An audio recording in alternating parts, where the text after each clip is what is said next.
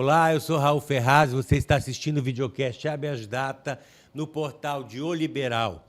Hoje temos a honra de entrevistar o Dr. Gursen de Miranda, desembargador aposentado do Tribunal de Justiça do Estado de Roraima, professor da Universidade Federal de Roraima aposentado, escritor de várias obras sobre o direito amazônico e presidente da Academia Brasileira de Letras Jurídicas Agrárias, que vai falar sobre o 5º Congresso Internacional de Direito Amazônico. Olá, doutor Gursen, como vai? Com a graça de Deus, é um privilégio, um prazer estar aqui.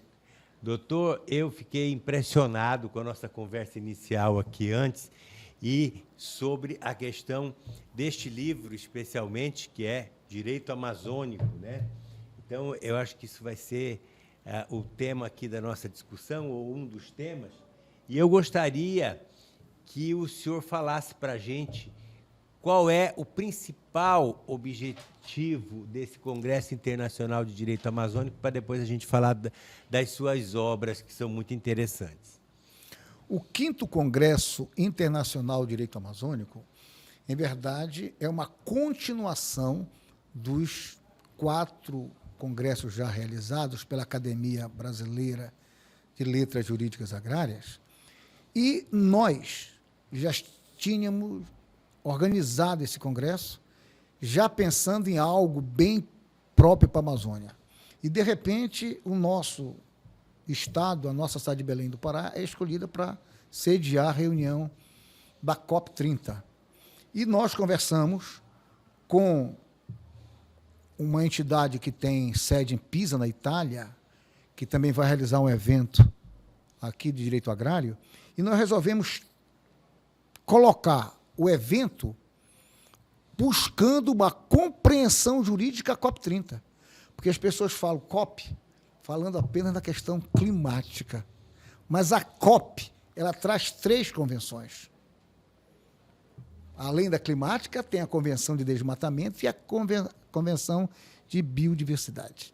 Então, nós temos que compreender esse contexto, esse tripé que nós temos hoje de discussão, que para nós na Amazônia é muito importante. E nós devemos conhecer estas questões pelo elemento jurídico. E eu vejo muita gente falando de clima, e não vejo a fundamentação jurídica necessária. Na verdade, o que eu percebo, de um modo geral, posso estar até equivocado, é que se fala muito, Belém vai sediar a COP30, vai sediar a COP30, mas o que é a COP30? Né? Exatamente isso. O que o senhor acabou de falar aí. Ninguém se presta a fazer um esclarecimento para a população e mostrar esses fundamentos, o porquê, do que ela trata, qual é o propósito, qual é o objetivo, quem vai participar, qual é a importância e por que essa magnitude toda, né? Então, o senhor tem muita razão nisso e é até importante essa sua fala sobre a COP30 para fazer esse esclarecimento. Nós acreditamos que o direito amazônico seria o jurídico dessa questão. Você não pode vir discutir algo que envolve a Amazônia aí, claro que exageros e que a Amazônia a floresta amazônica é o pulmão do mundo. Mas, abstraindo esses exageros, nós temos uma importância muito grande. E eu sempre tenho, desde 98, a primeira vez, eu disse que, para além de águas, bichinhos e plantinhas, nós temos seres pensantes na Amazônia. Nós temos um povo nativo da Amazônia, que é o caboclo, que não é considerado. Então, nós temos que ouvir a sabedoria dessa comunidade local cabocla. Principalmente o caboclo tradicional, que é o ribeirinho. Então, nós temos que ter tudo isso. Até hoje, quando eu me bato em alguma coisa assim, olha o Jandiroba à noite, tal. Quando o negócio é mais sério, Copaíba. Então, nós, claro, eu sou caboclo do coração do Marajó, de Anajás. Então, eu trago essas raízes toda cabocla. Por isso que eu digo, nós temos que ter a preocupação com a gente da Amazônia. E não apenas com os bichinhos e as plantinhas. Porque, me corrija se eu estiver errado, mas tem muita gente aí fora, inclusive no Brasil, né, falando sobre a Amazônia, porque a Amazônia, mas nunca pisou aqui, nunca pegou um barquinho para atravessar o Rio Guamá, pelo menos para ir lá no Cumbu, tá? E fala em Amazônia e quer ditar regras para a Amazônia, né? Infelizmente, isso acontece. E a Amazônia não se limita ao estado do Pará, é óbvio, tá? Então, nós temos o estado do Amazonas, Roraima, Rondônia, Acre, enfim, é um continente, né? É um continente de terras e de biodiversidade e um clima diferenciado do resto do Brasil, com rios, florestas, animais e, como o senhor disse, pessoas que pensam e pensam muito bem e conhecem muito bem a região que vive, mas, infelizmente, tem gente que não sabe disso, né? Nós precisamos compreender que, quando nós falamos no direito amazônico, a preocupação é buscar o fundamento jurídico para a realidade da Amazônia. Porque eu vi esse livro aqui, esse outro, e fiquei pensando sobre o tema. Isso me pegou de surpresa, tá? E eu fiquei aqui imaginando, enquanto nós conversávamos, e como seria esse direito amazônico e qual o fundamento, porque eu quero ler isso aqui para entender. Mas o senhor pode falar que já me adianta e adianta para o público, porque eu achei um tema muito interessante, uma visão muito interessante do direito, e que a gente não... é novo, né? A gente não vê por aí, em nenhuma faculdade, por enquanto, não tem, pelo menos que eu saiba, na grade curricular, direito amazônico. Mas deveria ter, pelo menos nas... Pelo menos para a Amazônia. Mas essa visão, e aí a visão holística que nós temos como um dos princípios do direito amazônico, é o princípio holístico. Nós devemos olhar a Amazônia considerando, inicialmente, a pessoa humana. Quando nós começamos a pensar o direito amazônico, em agosto de 95, quando o governo federal pediu para eu falar sobre a abertura, o fundamento jurídico para a abertura da estrada para o Pacífico, saindo lá do Acre. Sim. E, na época, já com meus trabalhos sobre direito agrário, meu livro de direito agrário, meu livro sobre direito ambiental, sobre direito indígena, eu escrevendo, eu conversei com minha mulher, com a Sandrinha, e disse, amor, isso aqui transcende essas questões. Isso aqui é algo que envolve um pensar de Amazônia. E escrevi. E, depois disso, eu comecei a refletir, e fui encontrar onde? No Tratado de Cooperação Amazônica, o TCA, que é pouco estudado na Amazônia, nas faculdades de Direito, lamentavelmente. Nós temos um tratado só para a Amazônia, ou seja, nós temos um direito comunitário amazônico, que é o direito amazônico, que é o Tratado de Cooperação Amazônica. Muito que bem, lendo, relendo, refletindo o Tratado de Cooperação Amazônica, o TCA, de lá eu extraí alguns elementos materiais. Elementos materiais para levar a um regime jurídicos. Sim. E aí eu verifiquei que aí nós tínhamos o direito agrário, o direito ecológico, o direito dos povos tradicionais, direito dos indígenas, das comunidades locais, da questão arqueológica, etnológica. Eu fui vendo tudo isso. Direito da navegação fluvial, interna e externa. Quer dizer, várias temáticas do tratado que nós juridicizamos.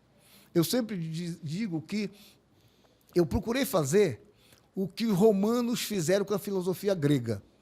Pegaram aquele oba-oba dos gregos, né, e juridicizaram. Os gregos já tinham direito. Sim. Né, Grácon, Solo, quer dizer, um pessoal, a gente fala lei draconiana, porque Drácon foi o primeiro grego que estabeleceu sanções nas leis gregas, que normalmente não tinham sanção. Os romanos não. Então, eu sempre digo que eu procurei trazer esta visão. Peguei o tratado e fui descendo para uma aplicabilidade direta no direito interno. Porque o tratado é um tratado internacional dos países da Pan-Amazônia, incluindo o Brasil. Mas nós precisávamos operacionalizar, como nós falamos hoje no direito, concretizar esse direito. E a forma que eu vi foi identificar os regimes jurídicos. E aí nós identificamos, numa visão sistemática, E aí nós aprofundamos esse trabalho e depois nós estabelecemos alguns princípios, porque para ser direito tem que ter princípios. E nós fizemos isso, e hoje nós acreditamos que o caminho para uma discussão, qualquer discussão que envolva o âmbito agrário de maneira geral da Amazônia, passe pela compreensão do direito amazônico numa visão sistemática.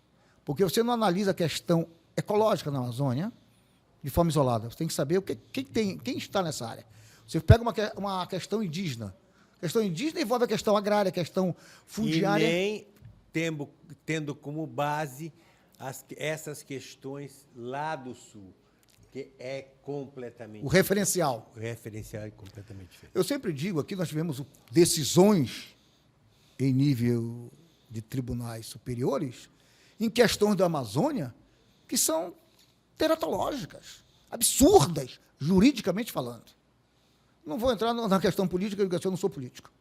Sim. Eu sempre digo, eu sou jurista. Então, analisando juridicamente, você tem que compreender, por isso que eu digo, compreender as questões da Amazônia envolvendo... A realidade da Amazônia, que é diferente da realidade do Centro-Oeste, da região Sul, Sudeste e Nordeste.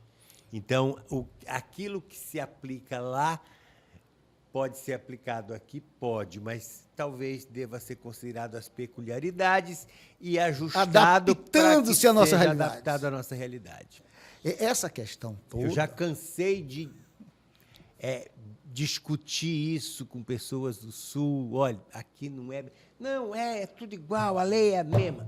A lei é a mesma, mas... A aplicação é outra. A aplicação é outra, porque você tem uma outra cultura, você tem uma outra realidade social. Outros valores. Outros valores, então não é assim. Essa questão é que se deve compreender, porque eu sempre digo, gente, se você conhece o Caboclo, eu posso falar muito à vontade, sabe por quê? Eu conheço todo o município do Pará. Conheço todos os municípios de Roraima, né? Rondônia, o Acre nem tanto, nem o Amazônia, mas o Amapá. Eu tenho esse privilégio de conhecer a nossa Amazônia, andar, barco. O meu Marajó, andei todos os rios, da Foz à cabeceira. Isso me dá essa visão em relação à nossa realidade. Isso é muito diferente de você trazer algo posto e querer impor a nossa realidade. Então, por isso que nós devemos realizar um direito na Amazônia, primeiro estabelecer os elementos de hermenêutica jurídica, de acordo com esses valores. Quando for interpretar, considerar esses elementos fornecidos pela hermenêutica, para depois aplicar com seriedade. Claro. Entender? Aí o direito amazônico. Claro. Aí o direito amazônico. E aí esse 5º Congresso vem discutir isso por um fato novo, vamos dizer assim, que é uma cópia aqui na nossa Amazônia. E aí vamos dizer ao mundo, olha, gente, como nós pensamos. Mas isso, quem tem que dizer somos nós. Quem tem que fundamentar isso somos nós, juridicamente, de acordo com esta visão de um direito amazônico. E considerando a questão da COP, na sua opinião, qual será o foco da discussão? Nós, no Congresso de Direito Amazônico, nós havíamos pensado discutir os espaços de produção no mundo em face do espaço amazônico. Com a COP, nós vamos buscar uma compreensão jurídica à COP. E hoje nós temos 47 conferencistas estrangeiros, 26 conferencistas brasileiros, todos vão discutir a COP, juridicamente, porque é um evento jurídico. Eu sempre digo, gente, de maneira geral, as pessoas, agrônomo, geógrafo, gente de outras áreas, discutindo essa questão climática, biólogos e tal. Capa, cada um na sua área, cada um no seu quadrado. Nós vamos discutir juridicamente. Como a gente enxerga juridicamente essa questão? Como os documentos jurídicos internacionais e nacionais veem essa questão. Por exemplo, eu sempre gosto de buscar o foco de minhas observações considerando a pessoa humana. E um fato que me chama a atenção e que eu discuti muito para definir algumas pautas do Congresso é que nós temos 17 Objetivos de Desenvolvimento Sustentável, ODS, da COP, que foi estabelecido em 2015 no Acordo de Paris. Ora, o artigo 7, no item 5, é bem claro quando separa população indígena, populações tradicionais e comunidade local. Não é invenção minha. Então, você não pode confundir populações indígenas com o caboclo, que é comunidade local reconhecida em nível internacional. Mas é muito diferente de população indígena, né? Sim, mas aí querem abstrair o caboclo e traz o caboclo para ser índio, porque o caboclo é o mestiço. O caboclo é mestiço. Nós temos, em 2024, 100 anos da Semana da Arte Moderna, quando lá foi estabelecido que o Brasil não era um país de branquelos. O Brasil era mestiço. Então, nós somos mestiços, na essência. Eu sempre digo, eu tenho orgulho de ser mestiço, de ser caboclo. É uma grande mistura, né? Uma grande mistura. E aí a discussão. Nós estamos há 100 anos da Semana da Arte Moderna. E aí o que acontece? Eu sempre pedi, gente, vamos focar, índio é índio, a comunidade local da Amazônia, que eu digo, é o povo nativo, é o caboclo.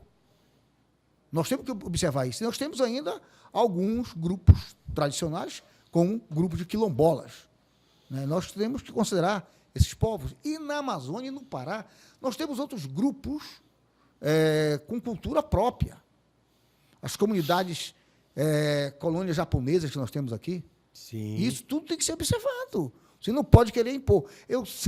Eu escrevi um trabalho quando eu fui fazer... Belém é uma cidade que tem, por exemplo, colônia portuguesa muito grande, colônia árabe muito grande. Nós temos que respeitar todos esses povos. grupos, exatamente. Eu fui proferir uma conferência uma vez na Rússia, em Omsk, na Sibéria, me chamaram para proferir um curso de 15 dias. E aí eu queria falar do caboclo. Aí eu comecei a ver o tipo de caboclo.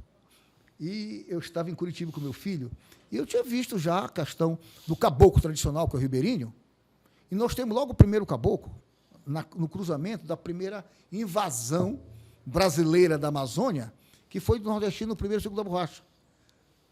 Quando o caboclo, houve uma miscigenação aí muito forte, e passamos a ter o caboclo do Centrão.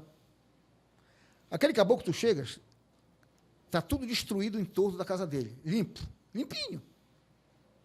Isso aí tem origem nordestina, porque o caboclo tradicional, o ribeirinho, o mato está caindo da casa, ele não tem medo do mato. Tem medo que entre uma cobra? Não, ele convive. A estruturação com a floresta e com as águas do caboclo, as nossas lendas, Mapinguari para proteger a floresta e área para proteger as águas, demonstra a ligação. A interação, né? Exatamente. Ele faz parte. A harmonia do caboclo com o seu ambiente natural, demonstrando que nós não destruímos a Amazônia. Então, mostra bem nessa questão que nós temos que ver todos esses elementos. Valores, lendas, tradições, e trazer para essa nossa realidade jurídica. É essa a realidade que a gente precisa dizer. E, nesse congresso, com estes elementos todos, dizer, gente, nós não somos aqui seres exóticos. Nós estamos pensando, mas para a nossa realidade. A vontade que nós temos, às vezes, é de ser mais políticos, no sentido de discutir questões políticas e ideológicas. Eu gosto de evitar isso. Né? E dizer que nosso Congresso ele foi pensado, repensado, para discutir juridicamente a COP30. É esse o nosso objetivo. Eu creio que será o grande evento da COP30 jurídico. Nós teremos 85 professores. E, na sua opinião, qual será o legado desse evento? O legado é deixar, conscientizar as nossas faculdades da Amazônia, de discutir a Amazônia com os valores da Amazônia. Os cursos de direito discutirem juridicamente a Amazônia com os valores, porque o ponto de partida do direito é a questão axiológica. A axiologia jurídica são os valores jurídicos. E nós temos que buscar esses valores aonde? Os valores sociais. E isso que nós devemos buscar para repensar nossa Amazônia nesse sentido. Não apenas jurídico, mas aí eu diria, todos os cursos da Amazônia. Eu conheço alguns cursos aqui da Amazônia, cursos reconhecidos, as pessoas entram, ou melhor, trazem as suas teses prontas para dizer que foi feito aqui e levam que não tem nada a ver com a gente. Eu tenho três trabalhos que eu encontrei, negando a existência do caboclo. Trabalhos da nossa universidade. Então, isso tudo nos chateia. Por exemplo... Quando começa a misturar essa nossa realidade com interesses políticos menores, escusos, a gente tem essas aberrações, né? Tem. Aí é isso que nós devemos fazer com seriedade. Por exemplo, a expressão caboclo. Comecei trabalhando essa expressão. O dicionário consta caboclo, com L. Sim. Muito que bem. O senhor já colocou ela na linguagem que se usa normalmente. E que é correta. É correta? Sabe por quê? O caboclo fala caboclo, e quando chega na cidade, ele quebra a língua e fala caboclo. Ocorre que a lei de Dom José I, que fala do caboclo, não tem L.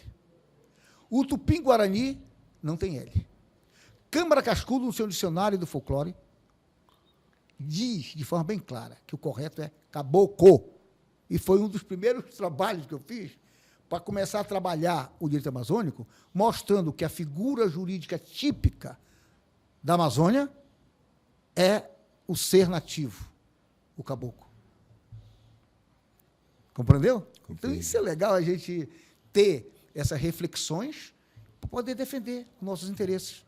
Então, nós vamos deixar, nesse congresso, um legado de conscientização. É nosso objetivo. Gente, bora pensar a Amazônia, juridicamente, nos valores da Amazônia. Engenharia, vamos pensar a engenharia para a Amazônia.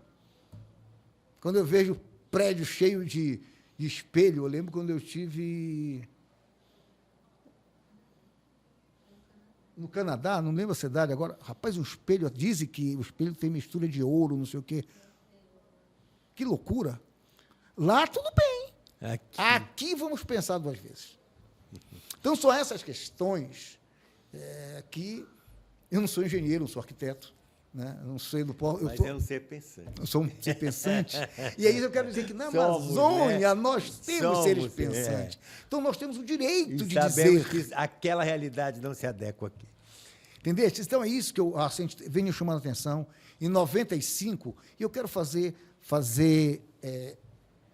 uma homenagem.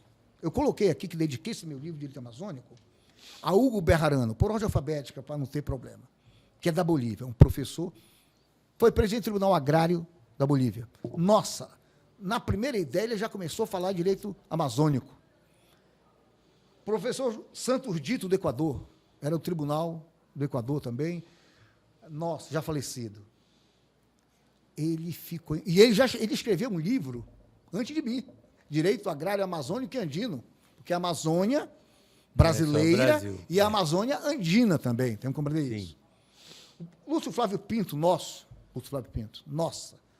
as minhas reflexões de Amazônia brasileira, eu extraí do que o Lúcio tem escrito. Raimundo Laranjeira, da Bahia, esse foi o brasileiro fora que mais me incentivou, acreditando nesse direito amazônico.